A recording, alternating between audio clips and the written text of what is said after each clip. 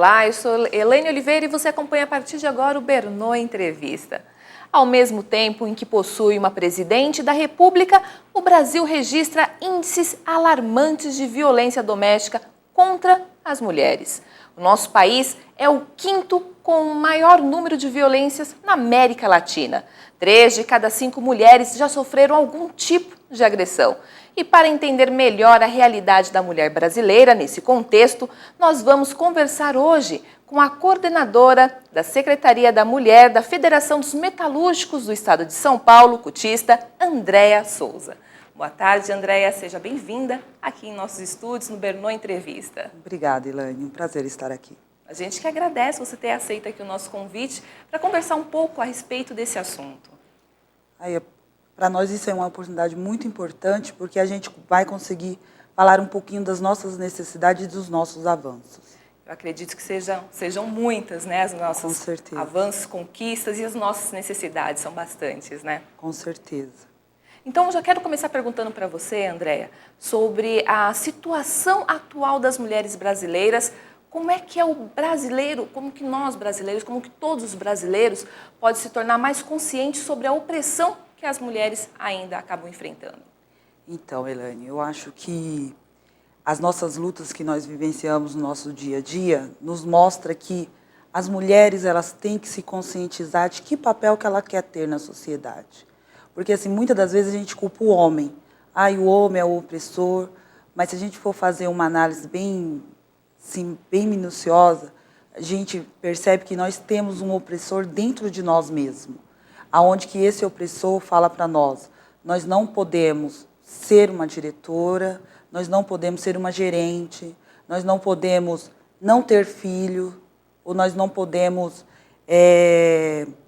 ser dona do nosso corpo. E isso fica nos martirizando, porque nós somos a mãe desses filhos, tanto dos homens quanto das mulheres. E aí quando a gente vê as mulheres sofrendo violência doméstica, a família sofrendo aquela violência, e sabemos que só a mulher pode dar um basta nisso. Com certeza. Hoje nós temos a Lei Maria da Penha, mas a Lei Maria da Penha ainda tem muitas coisas ainda a se melhorar, porém o primeiro passo quem dá é a mulher, dando um basta. Então ela tem que se ver como uma cidadã de direitos e de dona da sua vida. Nós não queremos ser a coadjuvante da vida, nós queremos ser a nossa protagonista. Mas por que será que ainda existem muitas mulheres, não vou falar todas, né, acabam se oprimindo dessa forma?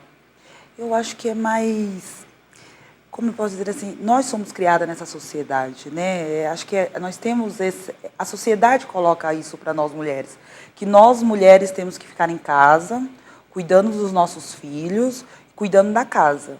O trabalho doméstico hoje, como sempre foi, é de quem a obrigação? Mulheres. A criação dos filhos. As mulheres, embora hoje ainda a gente já pode ver, né, homens que acabam dividindo essa tarefa, mas é muito pouco, né? A obrigação que sempre acaba caindo realmente em cima de nós mulheres. Com certeza, né? Pouquíssimos ainda, né? E aí quando a gente vai falar isso, o meu marido me ajuda. Me ajuda? Ele não me ajuda. Ele faz a parte dele. Porque quando a gente casa, quando a gente assume uma casa, os dois, a casa não é só da mulher, o filho não é só da mulher, e sim dos dois. Porque quando tem esse partilhamento das tarefas domésticas, sobra mais tempo para a mulher estudar, sobra mais tempo para a família ter um lazer em conjunto. Não a mulher fica em casa, o marido vai para um bar, vai jogar um futebol e a mulher em casa. E aí não sobra tempo para estudar, não sobra tempo para se ter uma consciência política, para saber quais seus direitos, quais seus deveres. Por quê? Porque a obrigação dela é cuidar da casa, a obrigação dela é cuidar dos filhos e agora tem que trabalhar fora, né?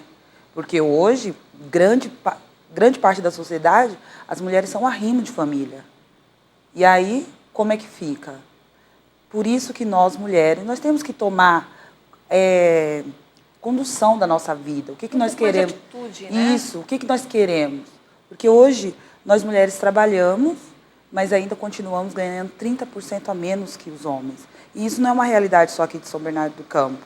Como você falou, sou da Federação dos Metalúrgicos do Estado de São Paulo, nós somos compostos por 14 sindicatos, interior de São Paulo, e a gente vê que Isso é algo para todo mundo. Aí quando a gente vai para a CUT, quando a gente vai para a CUT nacional, que a gente vê a realidade da mulher, nós mulheres ganhamos 30% no país. É quando a gente vai olhar para o mundo, nós mulheres também ganhamos mais ou menos 30% a menos que os homens, fazendo a mesma função. Fazendo a mesma função. E uma outra coisa que é interessante a gente falar, as funções que é destinada às mulheres, como professora, como cozinheira, como enfermeira, destinada às mulheres, tem um salário. E são elas, né? Quando o homem se torna um cozinheiro, ele é o chefe da cozinha. Quando a mulher não. Quando ele se torna um professor, é o mestre, é o professor. E além de ocupar carreiras que eram destinadas às mulheres, quando eles ocupam essas carreiras, eles sobem para um outro patamar. E nós não. Nós, mulheres, continuamos no mesmo patamar, que são essas funções, que é do cuidar, do zelar, porque nós, mulheres, na sociedade, fomos criadas para isso. Devido à cultura, então, não acaba não mudando, né? Exatamente. No século XXI, ainda podemos ver que essa situação não mudou, né? Então, devido à cultura que já vem desde quando o mundo é mundo. É verdade, desde quando o mundo é mundo. E a mulher tem essa cobrança com ela mesma. Eu sou mãe de 2 filhos. Eu tenho uma minha filha de 15 anos, a Júlia, e o Arthur, de 12 anos. E mesmo com essas minhas andanças, essa luta que a gente faz no dia a dia, dentro de mim tem uma certa cobrança. Essa certa cobrança. Mas se meu filho não vai bem na escola, o que eu estou fazendo de errado? E aí, por isso que é importante a gente ter esses coletivos, onde nós mulheres nos reunimos, tiramos as nossas demandas, fazemos as nossas propostas de atuação, não só dentro de um sindicato, porque quando a mulher... Hoje eu sou diretora do sindicato, dos metalúrgicos do ABC. A gente está lá. A gente consegue dialogar entre nós. As necessidades da fábrica, um PLR, uma reestrutura de cargos e salários, mas nós também conseguimos dialogar com as mulheres do município, com as mulheres dos movimentos sociais. E aí nós vamos juntando força. E nessa junção de força é onde a gente consegue unir e mudar alguma coisa na sociedade, trazer mais mulheres para a nossa luta. Porque, assim, falar essas mulheres que fazem essa luta, nós estamos disputando com os homens. Não. Nós não queremos os lugares dos homens, nós queremos o nosso lugar. Ou pelo menos igualdade. Exatamente. Né? Se trabalha igual, tem que receber igual, tem que ser valorizado da mesma forma. Exatamente. Né? A gente viu que, diante desse bate-papo, desse início, a gente já pode perceber, nossos internautas, que existe um avanço. Né? Desde quando o mundo é mundo, desde o século passado para o século XXI, existe um avanço. Mas o porquê que não muda? Será que está na mão de quem tem poder, de então, tentar assim, a gente vai olhar, de outra forma? A gente vai olhar aqui para a nossa realidade do Brasil. Quantas mulheres hoje são deputadas? Quantas mulheres hoje são senadoras? Quantas mulheres no município de São Bernardo é vereadora? Nós não estamos nos ambientes onde é feita a transformação da vida das mulheres, da sociedade. Porque, assim, enquanto a gente não estiver lá decidindo as nossas vidas, vou falar um exemplo. Lá na federação, hoje nós temos as nossas campanhas salariais. Quando nós, mulheres, fomos para as mesas de negociações, levamos as nossas pautas, as nossas necessidades, que ainda está nas costas das mulheres, como, por exemplo, um auxílio creche, uma licença maternidade de 180 dias, hoje, na nossa convenção, nós temos um período de 30 dias para aquelas mulheres que sofrem violência doméstica. Mas isso só foi possível com a participação das mulheres nas mesas de negociação. E até interessante, quando nós mulheres estamos na mesa de negociação, os nossos companheiros que estão em volta, eles vêm para a luta junto com a gente e ajudam a defender as pautas que se diz ser da mulher, tanto quanto nós. Isso é muito bom, né? A gente já vê um pequeno avanço. Exatamente. Aí. Mas nós, mulheres, temos que ir para ser vereadora. Nós, mulheres, tem aquela necessidade no município, como, por exemplo, a creche. Se tivesse mulher hoje, mais mulheres na política, numa cidade, e visse a necessidade do que a cidade precisa, como uma creche, grande parte dos recursos, acredito eu, que seria voltado para aquela necessidade. Mas aí são forças. Como é que a gente vai medir força num conjunto, numa bancada de vereadores onde tem uma mulher? Como é que ela vai convencer todo aquele conjunto de vereadores? E isso numa cidade. Quando a gente fala de um estado, é mais difícil. E as nossas mulheres, nós mulheres, aí não é nossas mulheres, nós mulheres, não nos vimos naquele espaço. Por quê? Porque aquele espaço é de homem. Na fábrica também a gente costuma falar assim, que mulheres quando se torna gerente, líder, que ocupa esses cargos de poder, ela se torna tão, como eu posso dizer assim, dura quanto um homem. Mas aí só quem sabe que está passando, quem está no lugar. Com certeza. Porque se a pessoa for, não digo doce, porque a gente não pode perder a nossa doçura, mas se a gente não for firme, acaba perdendo o respeito, acaba perdendo o controle. Então, assim, nós temos muitas coisas a avançar, muito mesmo. Mas só com a participação das mulheres que a gente vai conseguir fazer a sensibilização com os homens, trazer esses homens para o nosso lado, porque eles não são os nossos inimigos, não são. Nós criamos eles assim. E eu tenho 2 crianças, eu fico imaginando aonde que eu estou criando errado. Eu não quero errar. A gente está falando que tem que trazer esses homens para o nosso lado, para as mulheres terem um pouco mais de força, né? Só que isso já vem de bastante tempo nessa luta. Não existe uma maneira de acelerar esse processo ou realmente só a conscientização? Elaine, eu acho que quando a gente fala que a gente tem que trazer os nossos companheiros, que é assim que a gente fala no dia a dia, na fábrica, no sindicato ou na federação, a gente tem que trazer esses companheiros, mas nós também temos que saber o que nós queremos. O que nós queremos? Nós queremos apenas ter um emprego? Não. Nós queremos só estudar? Não. Nós queremos mais, nós queremos ser reconhecida, nós queremos fazer parte. E aí tem é duplo o trabalho que nós temos. Convencer as mulheres de que elas também fazem parte da sociedade e elas têm direitos e deveres também. E com isso trazer os homens. Convencer da importância. Porque assim, não adianta ser um presidente de um sindicato onde eu vejo só as demandas dos homens. Difícil, né? E as demandas das mulheres? Com certeza. E a demanda dos negros? A demanda dos jovens? A demanda das pessoas com deficiência?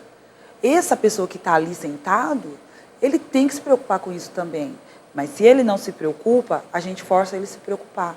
É onde existem os nossos coletivos, que aí eu tenho que falar da vivência onde eu vivo, que é o sindicato, que é uma federação, para a gente criar as nossas demandas e falar, é isso daqui que nós queremos. Só que isso só é possível com a união de todas. Não adianta uma querer uma coisa, a outra querer outra. Nós temos que ter união para que a gente possa avançar. E uma coisa que a gente costuma falar bastante, na luta, a gente não precisa ser amiga. A gente só precisa saber o que quer. A gente quer avançar, a gente quer melhorar esse mundo, então nós vamos nos unir e vamos para a luta para a gente fazer a diferença. Porque, assim, hoje nós vivemos nesse mundo, mas eu quero deixar um mundo melhor para minha filha. Com certeza. Você está falando das mulheres saberem o que elas querem realmente para conseguir ir para a luta, ir para cima e conquistar o seu espaço. Você acha que as mulheres são bastante confusas? Como a gente estava falando, vive na ideia de que a mulher tem que ser dona de casa, cuidar dos filhos? Ou porque você acha realmente que essas mulheres que já avançaram, essas mulheres que trabalham fora, essas mulheres que estão conquistando o seu espaço, você acredita que elas ainda estão um pouco confusas ou só isso basta, na consciência delas? Eu não digo que elas estão confusas. Eu acho que elas ainda não... Tá bom. Tá bom quando o outro faz para mim. O outro está fazendo. Tá bom, eu votei. Então, aquela pessoa vai cuidar tanto do buraco da rua quanto da questão da saúde. E não é isso. Sem a participação, a gente não consegue fazer a transformação. Porque a minha transformação não é a sua transformação. E a minha e a sua é a transformação de nós duas. E aí vai se crescendo. Eu acho que falta muito ainda um pouco mais de consciência de que papel a mulher quer fazer na sociedade. Se ela quer ser mãe, quer ser dona de casa, tranquilo. Se ela quer ser mãe, quer estudar, quer trabalhar e quer, como posso dizer assim, que o trabalho dela seja valorizado, então ela vai ter que vir para a luta. Porque se a gente deixar do jeito que está, nós vamos continuar 30% a menos, nós vamos continuar sofrendo violência pela pessoa que a gente escolheu para viver a vida inteira, ou até quando dá, né? Sim. E fora as violências que a gente vive no nosso dia a dia. Ainda voltando um pouquinho em relação ao preconceito, né, que nós estamos conversando, você acha que dá trabalho de entender esse preconceito e tentar superá-lo? Ah, dá trabalho.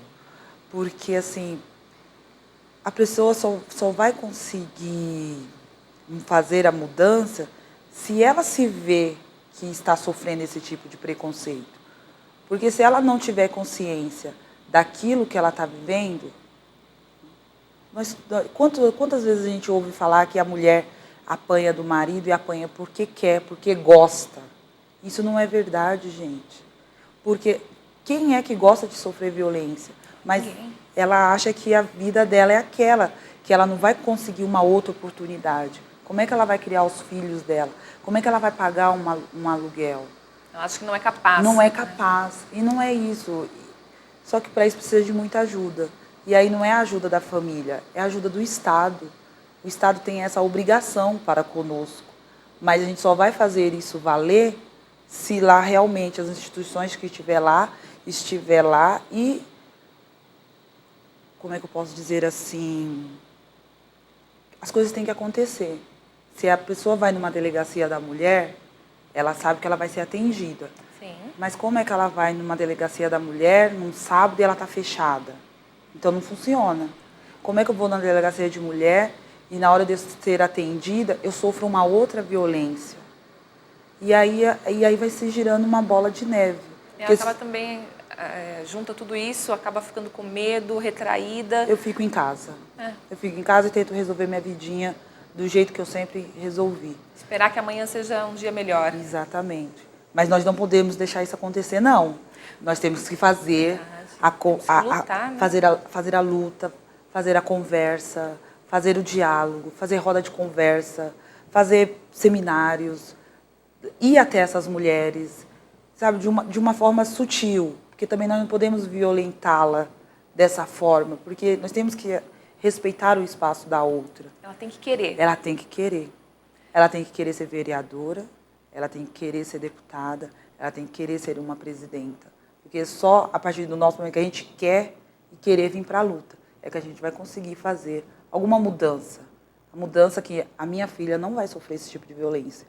Porque eu estou falando um basta na minha violência para minha filha ver e ela não precisa aceitar isso quando ela crescer. Só que não basta você, eu, mas mais uma meia dúzia de mulheres, né, quererem isso. Acho que todas têm que estar unidas ali para realmente conseguir, né? Exatamente. E a união faz a força. Com certeza, faz toda a diferença. Algo que a gente poderia também falar é que quando veio essa lei das empregadas domésticas, que foi uma revolução para aquelas mulheres que trabalhavam como empregada doméstica.